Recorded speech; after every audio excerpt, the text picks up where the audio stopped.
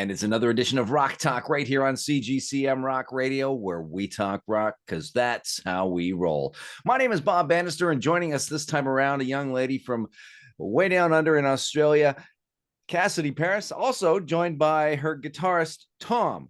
Is that correct? Did I get the name right? Yeah, that's perfect. All How right. you going, Bob? Thanks so much for having us. Thank you for joining us on this edition of Rock Talk. And how are you guys doing? We're doing great. We're in sunny Australia, sunny Melbourne, Australia at the moment. So we're doing very well. And you guys are just heading into spring now, right? Yeah. Yeah, we sure are. And we're just heading into autumn.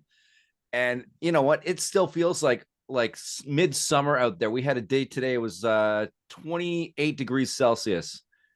Wow. I wish we were getting that kind of weather here at the moment, but we totally aren't. We're getting a little bit of sun, but we've just come back from we're fresh off our UK tour, so the weather in the UK was quite good most of the time over there, being summer and all. So we're feeling a little bit cold at the moment here in Melbourne, but we're hoping that we're going to get some warmer days coming up. So yeah, it's good times in Australia at the moment. We're going into the warmer season now.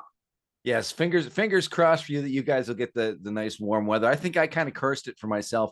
I had my snowblower out today and tuned it up. So yeah.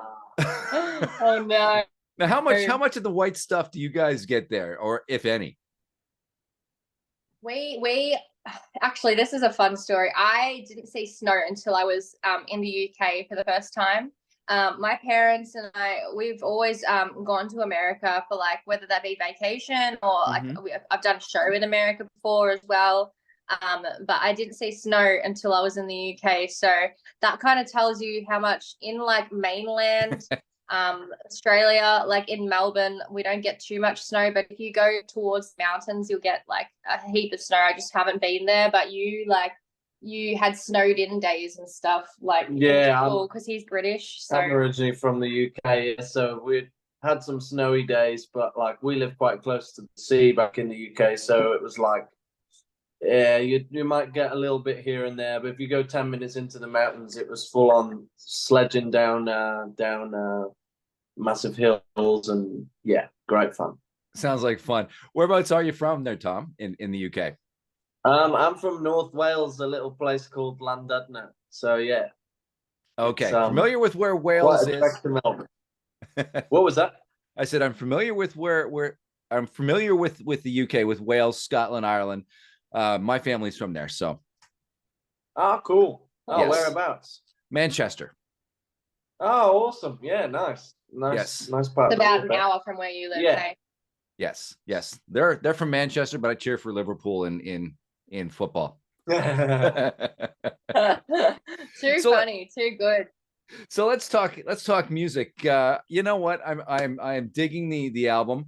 New Sensation came out almost a year ago. Yeah. But as I'm scrolling around today, I came across something and it just kind of made me go, wow, this is awesome. Your cover of Pat Benatar's Promises in the Dark. That is huge. Thank you. How did that come about? Well, I've always been the entire band's a huge fan of the 80s, and we were all brought up in kind of that era. So my dad is bassist in the band, and he kind of raised me on that music, and the boys' dad, because we have two brothers in our band. We have Tom on lead guitar, and Alex, his brother, is on the drums, and their dad raised them on all that kind of old school stuff as well. And I've always been a fan of Pat, and I've just always resonated with her a lot, and she's a huge influence on our music. And we kind of describe ourselves, when people say what we're kind of about, we kind of say, it's a fuse between Paramore and Pat Benatar is kind of how I've been describing it quite recently. And we just kind of felt fitting to put out that cover. I love that song. It's such a powerful, fantastic song. And it's done really well, and people have really enjoyed it. So we're really happy with it. It really is a great song. And that whole album, Precious Time, just one of my absolute favorites. Now, Tom, you can relate to this. Neil Girardo, probably one of the greatest underrated guitar players of all time.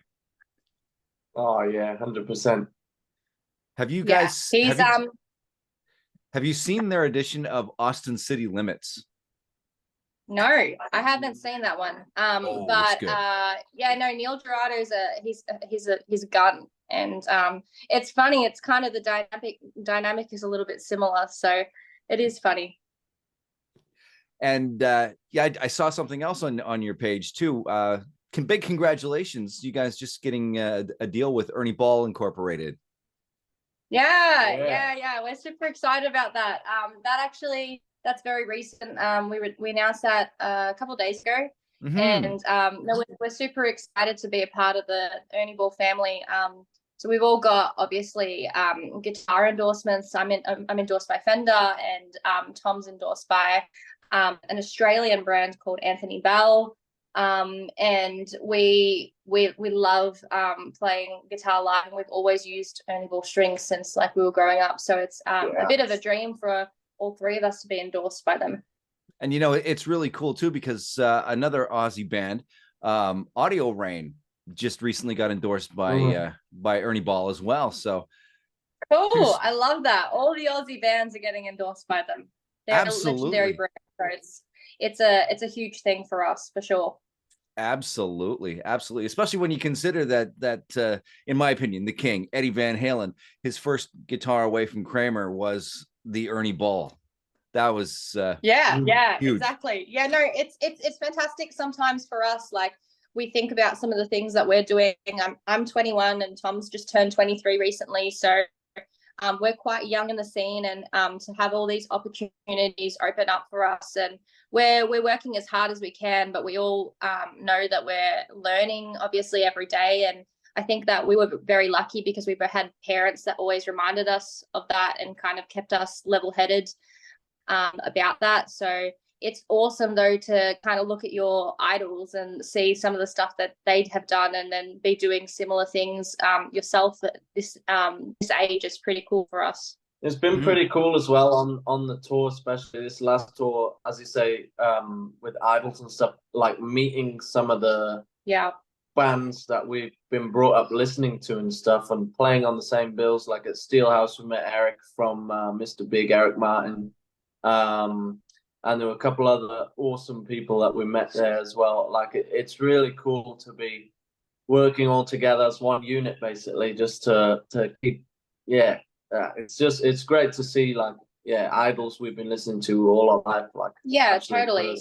And on the Eric Martin thing, like obviously myself and Tom and everyone else in the band have been listening to Mr. Big since we were since we were toddlers, you know. Like I like to think that my parents were listening to Mr. Big when I was really little, and they played that kind of stuff to me in the car and on the way to school and stuff growing up. And then it was quite a cool moment for us because he came up to my dad after our show and he said, I watched the entire show from my tour bus and I thought it was unreal, and you guys have a massive future ahead of you. And to, you know, get that kind of endorsement from people that are such heavyweights in the industry is unbelievable, and we're very grateful and feeling very lucky. Absolutely, that is very cool story. And their last album, I hate to say it, for Mr. Big 10 is just so incredible. Just absolutely love that album. Yeah, we were listening to the album in the van, on the way to shows, because it came out whilst we're on tour. And yeah, so we love it. Now, your music scene down in Australia is just absolutely exploding. There are so many phenomenal acts. How do you make headway in that? Yeah, well, I mean, we're pretty lucky in Melbourne, especially, and Sydney. There are a lot of bands that are coming out of that out of this scene at the moment that are doing really well, and we feel really lucky to be involved in that. And you know, there are a lot of Australia. I hope that Australians can get on board with those bands, because we've really seen a lot of support and more success in the UK with the Cassidy Paris band. So we're hoping, and America too. Like that's been fantastic for us too, and other places in mainland Europe has been really good for us. But yeah, we actually played an album launch at the beginning of this year, and that was like a sold out gig. It was fantastic. And you know, we've played Glamfest this year, and then obviously we've done the UK tour, and we're at the moment we're back in Oz to record the second album, the sophomore album. So we're super excited about all of that, and to be involved in being on bills with bands that, you know, are either up and coming or that we look up to in Australia is fantastic, because obviously I was born here, and it's pretty cool for the boys to be out here as well. Mm-hmm. And you just answered my next question. I was just about to ask you, is there Did a new album on the way? But what's a Cassidy Paris show like? What can fans expect seeing you live? A lot of energy. I think that's something that we really like pride ourselves on is we grew up, and you know, the boys' dad is a drummer and my dad is a guitarist, firstly before being a bassist, and they are both really like energetic performers and really believe in, you know, I completely agree with this, and I know Tom does as well, because we've had this conversation many times before. You can listen to a record anytime, but you can't go see a band play live anytime, and we really feel like people need to get their money's worth. So I don't know, you answer that. Yeah, I mean, that question just as well. building on that, yeah, it's just, yeah, we feel you know, people spending their money on tickets and stuff and coming out of an evening, they've got to feel like they've got their money's worth. So we put in as much energy as we can, and we're all pretty energetic people to begin with, so that all kind of builds up through the weeks of not playing a gig, and then when we get on the stage it all kind of blows up, and it's great. Just being able to like just do what we love doing, and then obviously when you see other people enjoying it too, then that just fuels the fire and ends up in us enjoying it even more. So then it's a constant exchange between us and the audience, and that's the thing that we really focus on, is always having that open sort of communication with the audience. Yeah, totally. Metaphorically speaking, when we're playing, making sure that people are still engaged and we're engaging them and making them feel included. And it's a big thing for us as well with you know, when we're playing in our gigs, we want it to be everyone's included, everyone can leave all their, you know, all their shit at the door, and they can come in and enjoy themselves, and just nothing else matters apart from enjoying the music. So that's like a big thing for us. Yeah, I think for us as well, like building on that a little bit, a big thing for myself and the boys and my dad, I know,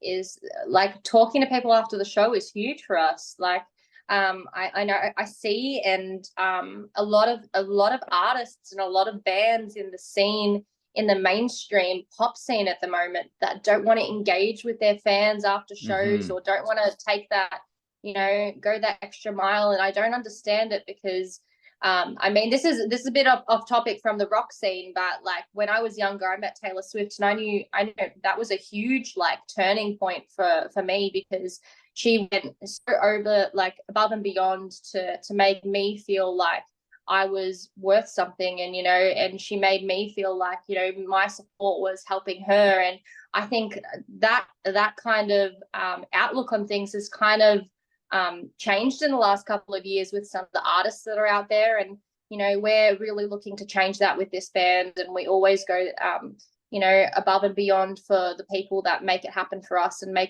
allow us to tour. That's just as simple as that.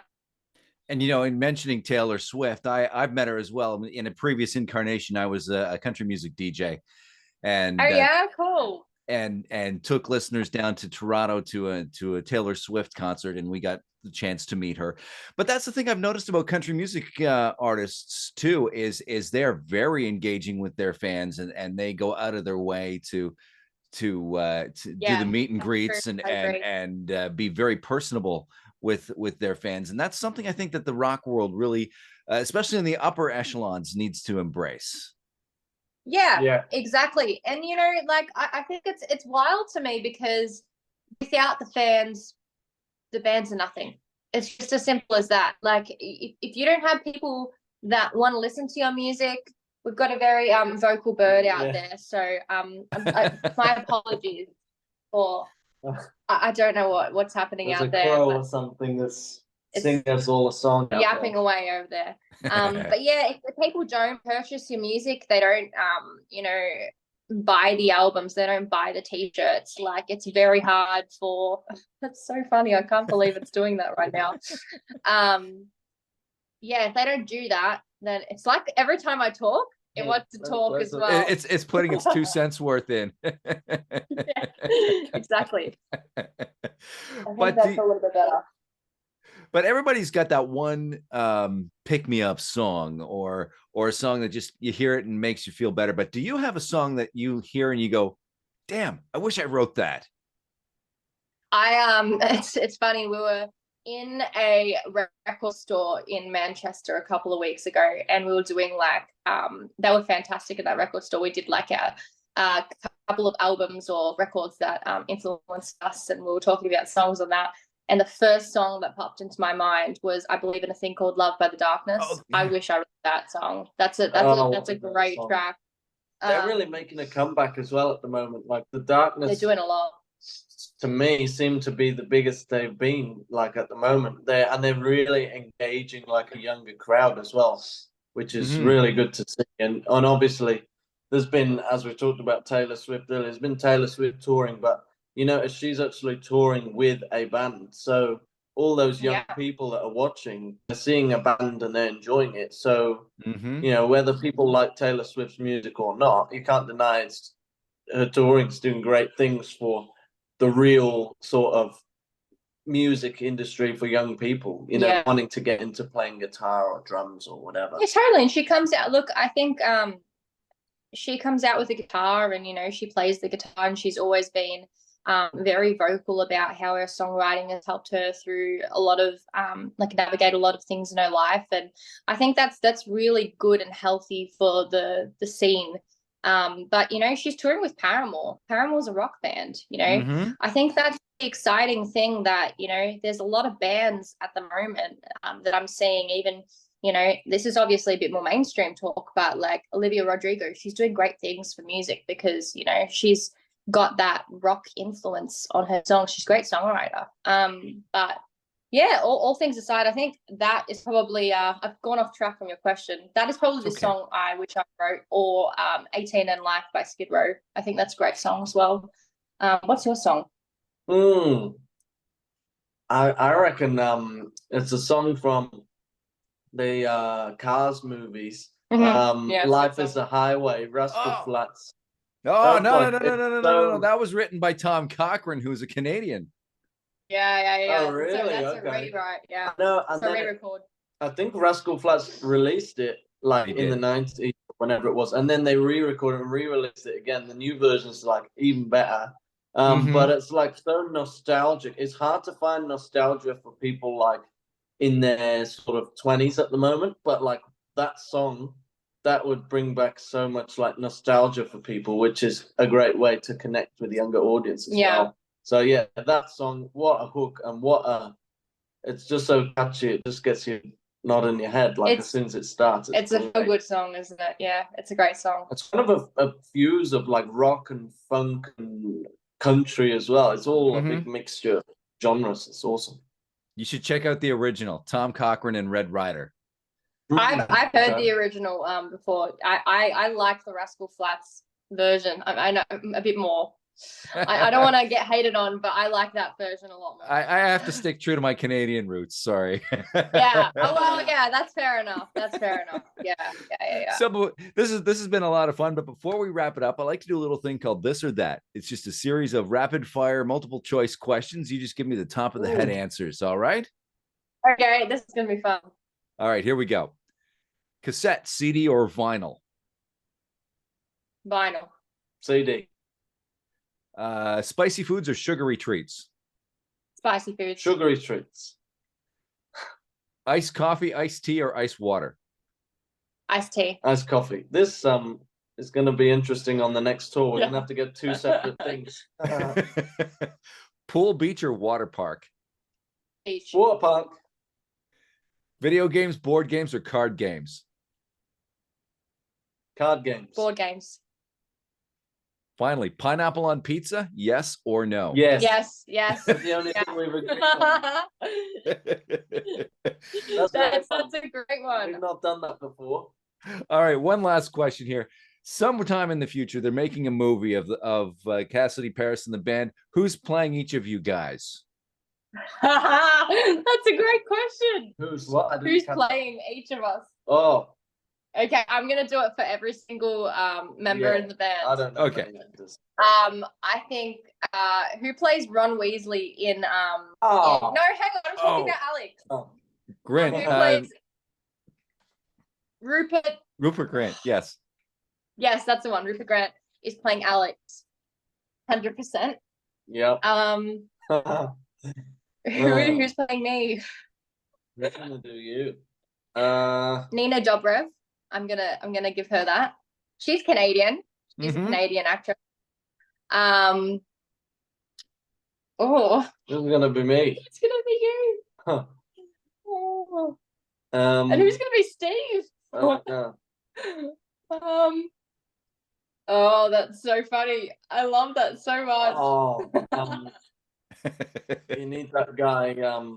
What's his name? He does. Okay, Axl Rose is playing you. I just Axl Rose. Okay, and that guy from the film Identity Thief, and he does a bunch of other films. He needs to be Steve, the dude with damn, what's his name? Yeah. I don't know. We can let the listeners decide. Okay. Yeah. Who do you think is playing Stevie J in the Cassidy Paris movie? Put it down there, right down there in the comments. Yeah. That's it. That's a name for the movie while you're going as well. Right on. Hey, what's your website? What's your socials, Cassidy? So yeah, CassidyParis.com is our website. And Cassidy Paris official on all of our platforms.